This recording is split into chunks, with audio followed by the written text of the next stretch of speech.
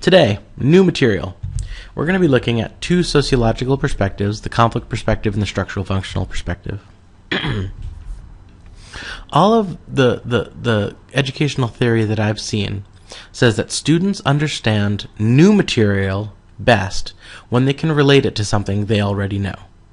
If you try to teach somebody something that is completely new to them and you don't relate it, they won't get it. So my goal today is to teach you how these sociological perspectives, which I have not taught you about, I really haven't explained at all, are similar to genres. So what you might want to do is watch all three parts of the lecture for this week and then go back to this one and see if maybe you get it a little bit better, because you can sort of start with something you understand and end with something you understand and see if you can make that connection. How are sociological perspectives similar to genres? How are sociological perspectives different from genres? Why does sociology have competing perspectives? What is a theoretical perspective? Why do you need to learn theoretical perspectives? And why do we try to synthesize them?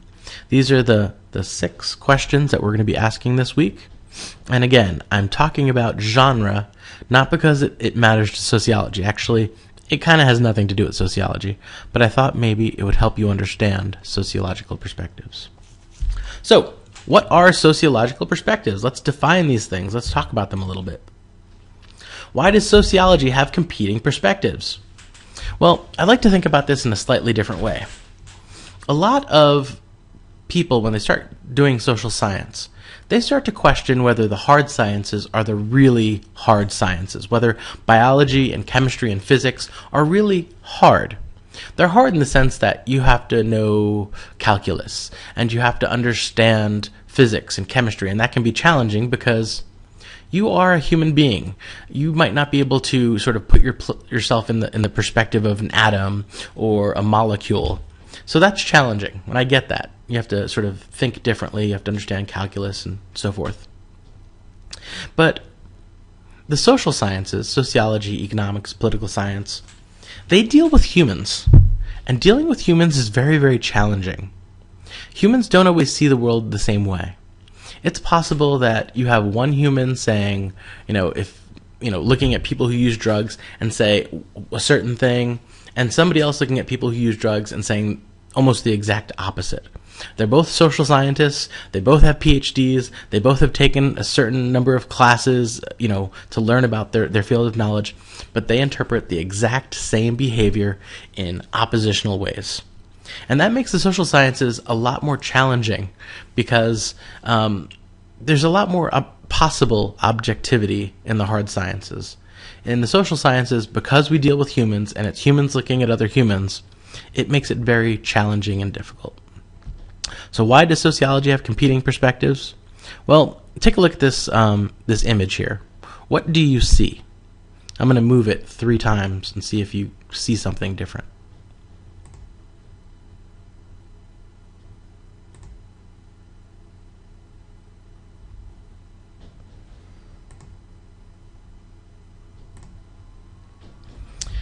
Some people will see a large nose right here of an older woman.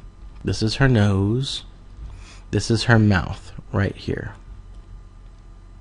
This is her eye.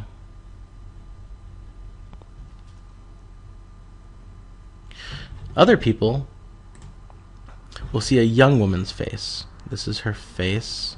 This is an eyelash. This is her nose.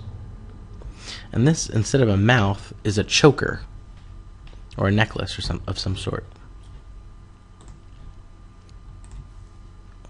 Similarly, imagine you've got 1, 2, 3, 4, 5, 6 scientists.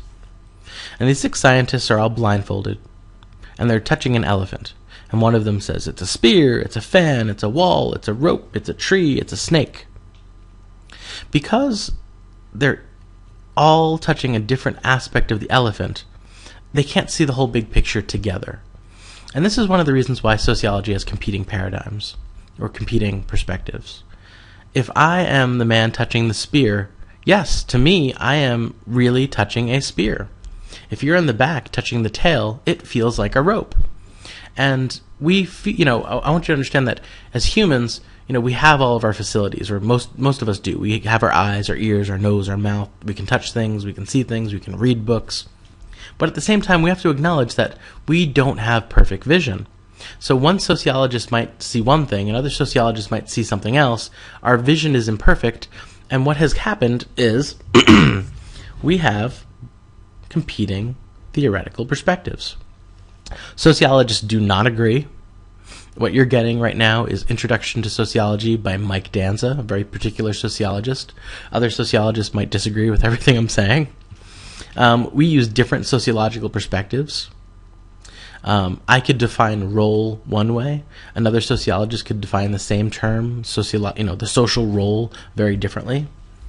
This bothers a lot of students. I had one student who, went onto the internet to find, an answer to one of my questions, and she said, "Mike, I found 13 different definitions for the same term." And I said, "Yes, because you're dealing with humans, and different humans will define different concepts differently." So, since sociologists are using different perspectives, they're seeing different things. We don't think alike. There's a certain amount of similarity, but there's a certain amount of difference too. And there's also the idea of debate. Sociologists love to debate. That's how we further our knowledge of the topic. We debate the nature of social reality. We debate the causes of problems, whether something should be a problem. We debate the solutions. We debate, what's the most important aspect of society. So there's a lot of debate going on. We don't agree. We do sort of coalesce into schools, and that's where the perspectives come from. Some people are conflict perspective sociologists. Some sociologists are structural functional sociologists.